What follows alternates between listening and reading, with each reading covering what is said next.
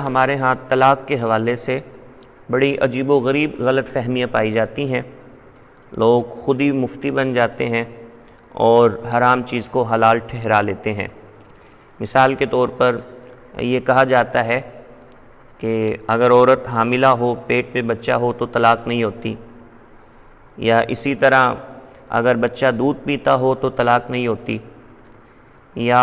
ایک ہی جگہ پر کھڑے ہو کر 3 طلاقیں دیں تو 1 طلاق ہوتی ہے، ایک سانس میں 3 طلاقیں دیں تو بھی 1 طلاق ہوتی ہے۔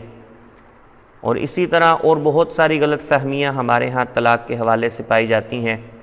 کہ غصے میں طلاق نہیں ہوتی، میں نے تو مذاق میں طلاق کے لفظ بولے تھے، میں نے تو ڈرانے کے لیے طلاق دی تھی، میں نے تو جھوٹ موٹ میں طلاق دی تھی۔ تو اب یہ سمجھا جاتا ہے کہ ان صورتوں میں طلاق نہیں ہوئی، حالانکہ شریعت کی روح سے ان تمام صورتوں میں طلاق ہو جاتی ہے، لیکن بہرحال مسئلہ نہیں پوچھا جاتا اور نہ ہی ان چیزوں کے بارے میں علم حاصل کیا جاتا ہے،